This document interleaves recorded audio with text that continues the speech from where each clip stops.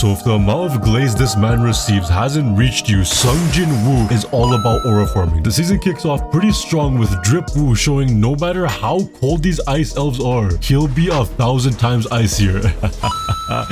Get it? We'll pick it up with Jin meeting the baddie of the season. Last season's unfortunately couldn't compete any further. And Cha Hae-in confronts Drip Woo on why he's standing right in front of the boss room when he's supposed to be on the mining team. Simply apologizing and walking by her, Cha catches a whiff of the leveling goat and just has to stop him for a couple extra sniffs. Since Cha is very sensitive to scent and most motherfuckers smell like shit. Oh my god, what is that? It's John Barbados, I think. I'm pretty sweaty though. And just this interaction alone had Cha ready to risk it all, scrambling any type of information from the Hunters Association. Like bro, if it was really this easy, I'd be spraying that Johnny like it's holy water. However, her curiosity only grows when she finds out that all the information on our boy is confidential. Moving on, Drip Woo gets invited to another gate as a miner. That sounded crazy the next day. But when the attack squad requests someone to hold their baggage, Drip Woo bolts at the opportunity. Setting off inside the gate, our boy feels a similar vibe to what he felt with the ice elves in the red gate. But we got Honey in the purple reassuring Woo that Ki-hoon and the squad pack that heat. But let me be brutally honest, it was clear to me that none of these people were making an impact into the story. Caught off guard by the quick appearance of a pack of high orcs, they're given almost no time to think before they start charging forward. However, the squad actually won't be beaten that easily. I was hating for no reason. We got Bobcat doing it. Damn, he tackled her like she was trying to stick the last slice. But like I said, it's apparent that these guys are getting closer to Door's death. This dude especially. However, while he's getting healed, a high orc proceeds to be lifted into the sky and strangled to death. This reaction is perfect. And this is when our aura farmer starts harvesting. And listen to this motherfucker speak. Like, what the fuck is he saying? Why does that shit sound so clean? Ballerina twirls, precise cuts to give our team the upper hand. Like, there is no way for me to tell this story without giving Drip Woo a hand job. Anyway, they end up defeating the high orcs and decide to retreat to strengthen their team's numbers. But when they get to the gate, there's a barrier that stops them from going through. And I mean stopping them at all costs, as 50 more high orcs flank them from behind. The team leader Ki-hoon steps up first and actually gains respect for not only having to inhale the toxic chamber that is this brother's mouth, but for also not pissing himself. The boss begins to communicate with our team through the orcs and having them be led to the boss room by all of the orcs. And most of the team already know it's over, telling Woo to pass their will, make it out alive. You know, like these guys are saying some real ignorant ass shit for speaking to the main character. As this was happening, Cha is currently just outside the gate looking for our boy Drip Woo. Even our boy over here thought she was moving senseless compared to the way she usually acts. Going into the gate with a pickaxe alone, we cut back to the boss room and God damn. Let's take a moment to appreciate and thank the work of these animators, even like the whole production team in general. Overwhelmed by simply the aura of the boss orc, our captain tries negotiating with theirs while simultaneously keeping all of his shit from slipping out of his ass. But you know these monsters, they're just trying to toy with our cast, turn them into pets. And our boy Ki-hoon was gonna be the first subject, getting slammed up and down into the floor repeatedly like he's fucking Loki, until the drip star himself had to step in. Straight up told Ki-hoon that he had a great game and it was time to sub him in, which he had no reason to refuse. And now that the stage is set, let the peak cinema begin. Kicking it off, the orcs rush Iron only to be completely demolished. Igor is doing it gracefully as always, while our boy Woo is blitzing through the crowd while catching more bodies than the 100v1 OnlyFans girl. The boss orc starts hauling spells from his throne that gives Drip Woo little to no trouble. However, with how many times the orc boss is destroying his shadow soldiers, Jin's MP is decreasing dramatically. So dude literally mid-battle pops a Mickey and restarts the whole thing, awakening the high orcs as his own undead soldiers, and then going on to threaten to do the same thing to the boss. And this shit just had the boss's software just glitching out, calling Jin Woo the Lord? Alright, let's not stretch this shit too far. He finally stands after hearing these NPCs offer to help, but like I said, y'all had a great run. But your time is up, let the big boys talk. And as they're testing the waters, our girl Cha comes in and starts to witness Woo's true drip. And I'd say, she wanna fuck with the Woo.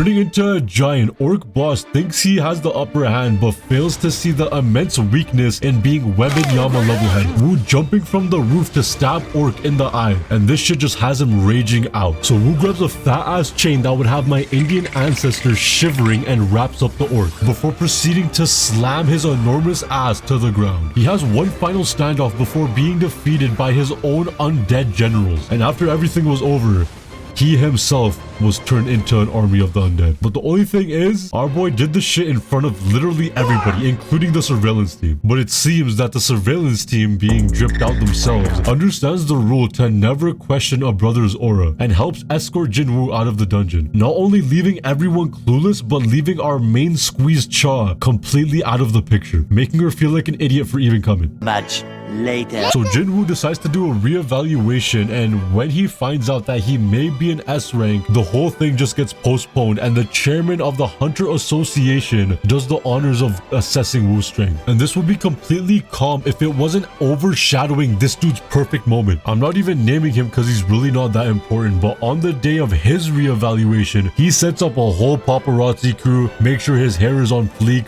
wrists froze, all of that, only for the chairman to come out like, step aside, I'm trying to fuck with the rule, while he goes inside being bowed to by the same people he's been ghosting for this whole season. Like, if this isn't the definition of pick me, then I don't know what is. So he shows off his power and he has everyone looking like they just heard Meet the Grahams, or Grahams, I don't know how the fuck you say it, when it first dropped. Being qualified for S rank, Jin takes his license and starts walking out of the building before being stopped by these two. And oh my god, literally fangirling to the highest degree. As Woo walks past them with no word spoken, he tries making his exit only to be bombarded by the same paparazzi that came for this dude. And now Jin is stealing all of bro's hype, being posted on every website as the 10th S rank hunter. We even see Baddie from season 1, and you already know she's balling her fist up. Completely missed her chance at the world's greatest aura farmer. The two butt munchers try escorting Woo out of the facility, but bro literally just blitzes past everyone and walks home. That experience alone had our orange hair wolf boy exactly like Cha Hain, thinking about our boy late at night, and even though we can't see it, we all know bro's pants were off during the scene. While all that was happening, Jinwoo decides to go to his 100-floor dungeon, which is kind of like Heaven's Arena. However, this dude is doing absolutely nothing, just sitting there while his troops do all the work. And let's be honest, he really didn't have to hit this tough ass pose with his two bodyguards keeping watch. In the original art, bro was literally just standing around while his soldiers fought. So this extra glaze is absolutely crazy. Realizing that there's someone out there putting his soldiers on a poster, our boy goes to investigate. Coming face to face with the demon soldiers that are actually pretty capable, they would soon fall victim to the man on his harvest, effortlessly dodging all attacks before roundhouse kicking the soldier in the cranium. Two more jump Woo from behind, but like I said, it's harvesting time. Questioning the demon if it can feel fear, but this isn't that normal type of fear. This is that type of fear that leaves women's thighs wet. Yeah, this is Ellis, and despite being extremely cunning, she's gonna be helping Woo for a bit. Shortly after, Woo's taken to the Demon King's castle by Ellis since she's the princess, but the king starts absolutely tweaking when he senses Jin's entire army in his shadows, reassuring the king and Ellis that he's just here for the entry permit and to borrow Ellis, putting his hand on Ellis's shoulder while he says it, which just has our king heated. And you wanna know what Pops did? Motherfucker took this shit to the dining room. Like, Pops, our MC just needs a guide. Your daughter's cheeks will remain intact. For now. Fast forwarding quite a bit, they both make it to the 100th floor while being greeted by the supreme ruler, Baron. Both rulers begin by sending out their armies, and Woo turns on his domain, amplifying all of his shadows and giving Igris and Tusk the most fire tag team we've seen yet. Tusk really showing why he's MVP by getting Baron off his majestic ass dragon and down onto the floor. And oh, we about to be eaten with this fight. Starting off with this mouth beam, our MC is losing mana points at a dramatic rate, making Iron go in for a swing only to have his cranium completely demolished. Igris tries to get himself in the mix, but it's no use, leaving Woo to come in for a sneak attack that doesn't phase Baron at all, palming Jin Woo's head like a basketball and lifting him into the sky, making our aura farmer lose some serious points right now, retaliating by shoving both of his daggers into Baron's arm while using Igris's weapon to stab through his other, which had the supreme ruler absolutely livid. Conjuring two weapons from thin air, they stand off for round 2 and instantly get back into it, going blow for blow like this was a quick time event button mashers. Baron pukes out another blast that makes Jinwoo's daggers fly out of his hand, leaving him him stressing, grabbing both of Baron's arms while he starts to charge up another blast. However, our MVP Alice throws her weapon at Baron's noggin, leaving my boy absolutely flabbergasted, which gives Woo the perfect opportunity to rip his arms off, proceeding to deliver the most mind-boggling Mike Tyson uppercut, obliterating the ruler's head straight from his body. And not only did Woo gain even stronger from this experience, but y'all boys using what he gained in this dungeon to create the holy water of life. And no, this is not for baptizing, but to cure all and any illnesses. And if you guys can put two and two together, we realize that we finally get to see the woman that birthed it,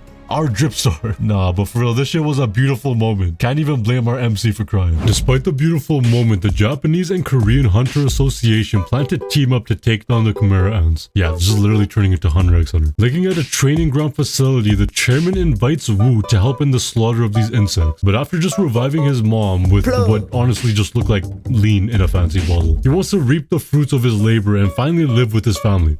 You know, minus his dad. I want to go home. Dude's never making it. So Woo stays undecided for now. Meanwhile, the two opposing countries gather on the stage to do a 4v4 of who has the strongest hunters. The Japanese hunters really showing why they're not to be messed with, already taking out one of Korea's top WWE wrestlers and moving on to the Wolfman. And while the Wolfman is getting 2v1, Cha is literally stripping the fingernails off of this girl right here before almost being sneaked by this Kakashi looking fanboy. Like he's not even trying to hide the glaze. Look at him awaken the Sharingan right here. And that's when Woo had to step in and just look at Cha, man. Quickly subduing Kakashi as the chairman of the Japanese Association steps up to ask Woo to run him his ones. What do y'all think Woo did? Of course he had to accept. This is our leveling goat right here. And over here is a soon-to-be broken man. Without a second to spare, our boy, I'ma just call him Wasuke, you know, feel me? Call me racist if you want, I don't care. Wasuke charges in at Woo on that Aisho speed timing, and the fact that Woo is smiling while dodging all of his attacks just makes bro want to start barking at him. This shit started getting so intense, all the spectators had to step in to separate the two. Anyways, after all of this peak cinema, we get ready for the island raid, and this is just gonna be on some Avengers Endgame level hype. So if y'all want some of that, I'm gonna need a like and subscribe. Even hunters that have previously retired came back just for this raid. And with the Japanese team acting as the decoy, the ants rush out of their nest only to be sizzled up and fried to perfection by Redhead over here. This is the exact team that will be going inside the ant. What the fuck? This is the exact team that will be going inside the ant's nest to defeat the queen. However, what they miscalculated was how much inspiration solo leveling took from Hunter x Hunter, as the Ant King was born prior to this raid, and nobody has knowledge of this. So they go inside, fucking shit up as expected, when we get to see the Japanese team doing bits outside the nest. These three, after going on a slaughter, just start kicking it, and after this girl over here offers to heal Brody, we see her body standing straight up with no head. The other two stay on guard, but Miriam 2.0 is catching heads like DiCaprio catching women before the age of 25. Back inside the nest, our squad make it to the queen and start going on an extermination, with Cha finishing off the ant queen. Not only showing off her strength, but showing Woo that she might be baby mama material. And as everybody celebrates their false sense of victory, the cameraman live in the flesh turns his head to capture this 7-foot tall ant. Like, if this shit were real life and I see this motherfucker walking up from my pantry, keep my entire house, because there is no bottle of a raid that will kill this ant. Even Cha fell to her knees just by taking one whiff of the thing. Like, he has to have the scent of Queso's body odor concocted with every garbage landfill in the world. Miriam 2.0 walks past everyone just to reach for his unalive mother. I was expecting bro to crash out, but dude starts devouring his own flesh and blood before proceeding to crash out, and then turn to the others. Getting behind Cha in an instant, she's sent off flying like Team Rocket before everyone else in the room catches a combo, ripping this dude's arms off like how Woo did Baron. Played tic-tac-toe on Wolfboy's chest, and bro really did not need to farm this much aura. Like, my dude, you are an ant. Are there even any like ant baddies for you to be acting like this? The team's healer joins the donut club before having his head bitten off, throwing bro's corpse at Wolfboy before grabbing him by the neck. He gains the ability to speak after eating donut number 6, only to ask for the strongest fighter amongst them. And when realizing the strongest one isn't inside, he goes outside the nest to meet up with Ryu, aka Wasuke. But we all know that bro really can't hang. By the way, our cameraman remained unscathed through that whole encounter, so this just confirms the cameraman's supremacy. However, the rest of the ants are currently rushing into the base to avenge the queen, and as our squad seems to be at their limit, Jin's shadow shoulders, fucking hell, come up from everyone's shadows as the drip store, sitting on some random fucking rooftop, stands and utters the word exchange. Pulling up with Playboi Carti's new album bumping in the background. And come on, I know aura farming is such an overused term, especially in this video, but how else do I explain what this shit is? And with one command, our shadow army goes wild while Woo checks in on the squad. Pouring healing potions in their mouth, he realizes that Cha is far beyond that shit. I mean, did you not see how Shorty was flung into the air like that? Speaking of which, our Ant King is currently making his way back into the nest, and homie is ready to crash out, saying there's no way that Slickback was the king. So our boy Woo steps up, and I don't know about the king of humans, but the king of drip is definitely fitting for our boy right here. I mean, he has everyone in Korea and Japan staring at his back. It doesn't get more drippy than that. After the longest stare down known to mankind, Miriam 2.0 swings at Woo and bro eats that shit like a cookie, returning the wildest right straight. It had the ant as rigid as my fucking dick. It had the Ant King as rigid as the Tin Man without his oil. After recalibrating, the fight begins and they're going blow for blow like Max Holloway when there's 10 seconds left in the fight, having no other option but to poison Woo. And as he tries landing what he thinks is the final blow, Woo literally stops him by grabbing his wrist and sends bro flying into the walls. Quickly getting the high ground, Miriam has a little transformation while Woo pulls out his daggers and let the cinema commence. Using his speed, Miriam is able to at the very least keep up with Woo as they mostly clash and evade each other's attack. And we are actually eating with these gorgeously choreographed fights. Woo starts landing his hits and makes the insect run for its life, but dude is chasing it down like gym teachers when they see a 6'6" tank not signed up for any sports teams. And y'all can't tell me this isn't what every ant is like when they die, because I'm not gonna lie, I be torturing those motherfuckers. But the only difference is I'm not forming the most amount of aura while I do it. After a long, beautifully well animated and choreographed fight, Woo slays the king of ants, leaving no limbs left attached on his body. However, quickly moving on, Woo runs to Cha's side because, you know, that's future baby mama right there. Woo turns to the cameraman and tells him that if he doesn't turn off the camera, he's about to do things only seen on the dark web to him, making our cameraman turn it off. Bringing the body of the S-rank healer, he doesn't get a name, Woo begins to awaken him as his undead soldier. And this just has everyone tweaking out, finally realizing our MC's true abilities. And while Cha is being healed, Wolfboy begs Woo to reverse the horrific scenes in front of him, because that is his homie after all. Sliding the hand off of his shoulder, Woo pretends to be pissed like last time, but also agrees with the wolf boy and lets the S-rank healer rest in peace. He later evacuates everyone onto a helicopter before proceeding to wipe every ant off of the island, reaching level 100 shortly after by abusing the hell out of Boren's sword. He later awakens the Ant King as his own loyal subject and names him Beru, finishing off the raid and season 2 of Solo Leveling.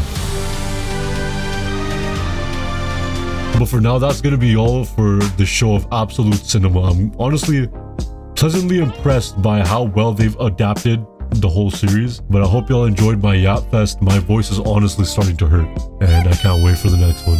Not really.